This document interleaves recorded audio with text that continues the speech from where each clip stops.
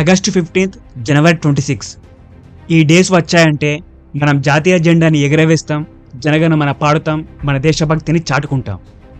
అయితే కొందరికి స్వాతంత్ర దినోత్సవం, గణతంత్ర దినోత్సవం మధ్య తేడాలేంటో తెలియదు. అవేంటో ఇప్పుడు తెలుసుకుందాం. ఈ వీడియో చాలా ఇంట్రెస్టింగ్గా ఉంటుంది, స్కిప్ చేయకుండా పూర్తిగా చూడండి. 1947 ఆగస్టు 15న మనకు స్వాతంత్రం వచ్చిన సంగతి తెలిసిందే. అందుకే మనం ప్రతి సంవత్సరం ఆగస్టు 15న స్వాతంత్ర దినోత్సవ వేడుకలు జరుపుకుంటున్నాం.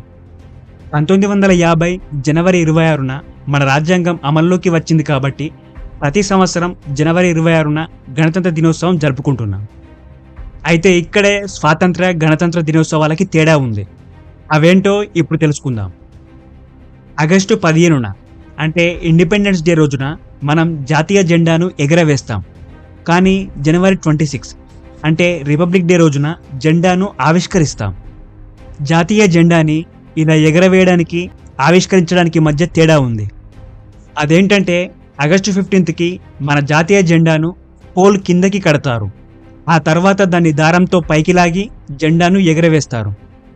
ఇలా ఎందుకు చేస్తారంటే బ్రిటిష్ వాళ్ళ పాలన నుంచి మన దేశం స్వాతంత్రం పొందింది అని సూచించడానికి ఇలా మన త్రివర్ణ పతాకాన్ని పైకి లాగి ఎగరవేస్తారు.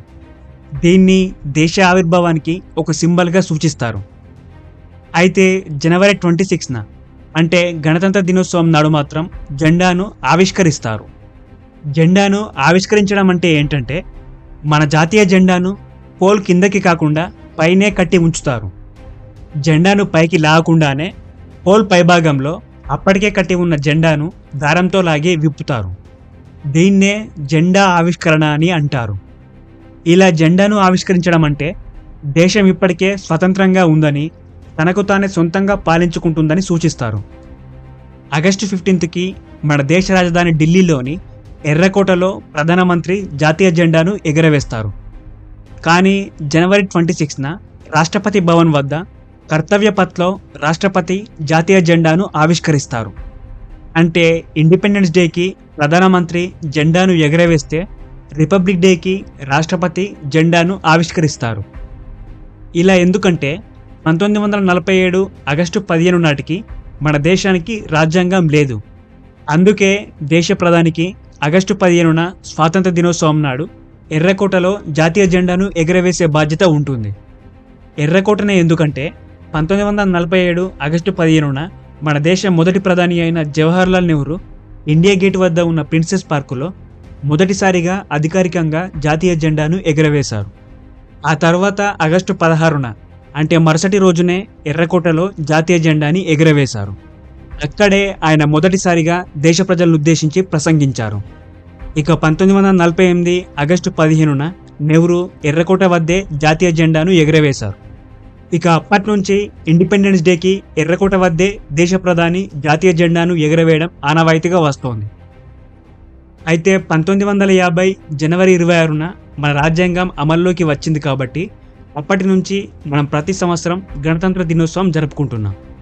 ఈ రిపబ్లిక్ డే రోజున రాజ్యాంగ అధిపతి అయిన రాష్ట్రపతికి జాతీయ జెండాను ఆవిష్కరించే బాధ్యత ఉంటుంది. 1950 జనవరి 26న మన మొదటి రాష్ట్రపతి అయిన డాక్టర్ రాజేంద్ర ప్రసాద్ రాష్ట్రపతి భవన్ వద్ద ఉన్న ఇర్విన్ స్టేడియంలో మొదటిసారిగా జాతీయ జెండాను ఆవిష్కరించారు. ఇక 1951లో ఈ రిపబ్లిక్ డే వేడుకలను రాజ్పథ్కి షిఫ్ట్ చేశారు. ఇక అప్పటి నుంచి ఈ రిపబ్లిక్ డే వేడుకలు రాష్ట్రపతి భవన్ వద్ద ఉన్న రాజ్పథ్లో జరుగుతున్నాయి. అయితే ఇంతకుముందు ఈ ప్లేస్కి రాజ్పథ్ అనే పేరు ఉండేది. కానీ 2022లో కేంద్ర ప్రభుత్వం ఈ ప్లేస్కి కర్తవ్య పథ్ అనే పేరు పెట్టింది. ఇక ఇక్కడ మరో డిఫరెన్స్ ఏంటంటే ఆగస్టు 15న ఇండిపెండెన్స్ డేకి జెండా ఎగరవేసే చోట స్వతంత్రం కోసం పోరాడినవారు అంటే సుభాష్ చంద్రబోస్, భగత్ సింగ్, గాంధీ, అల్లూరి సీతారామరాజు, సర్దార్ వల్లభాయ్ పటేల్, నెహ్రూ ఇలాంటి ఫ్రీడమ్ ఫైటర్ల ఫోటోలు ఖచ్చితంగా ఉండాలి. అయితే జనవరి 26న గణతంత్ర దినోత్సవం నాడు జాతీయ జెండా ఆవిష్కరణ చేసే చోట భారత రాజ్యాంగ నిర్మాత డాక్టర్ బిఆర్ అంబేద్కర్ ఫోటో ఖచ్చితంగా ఉండాలి. అంబేద్కర్ ఫోటోతో పాటు ఫ్రీడమ్ ఫైటర్ల ఫోటోలు కూడా పెట్టాలి. కానీ ఇప్పటికీ చాలామంది రిపబ్లిక్ డే రోజున అంబేద్కర్ గారి ఫోటో లేకుండానే జాతీయ జెండాను ఆవిష్కరిస్తున్నారు. ఇది చాలా పెద్ద తప్పు. ఎందుకంటే మనకు రాజ్యాంగం అమల్లోకి వచ్చిన తర్వాతే గణతంత్ర దినోత్సవ వేడుకలు జరుపుకుంటున్నాం. మన దేశానికి రాజ్యాంగాన్ని రాయడంలో అంబేద్కరే ఈ పనిని తన భుజాన వేసుకొని రాజ్యాంగ నిర్మాణంలో కీలక పాత్ర పోషించారు.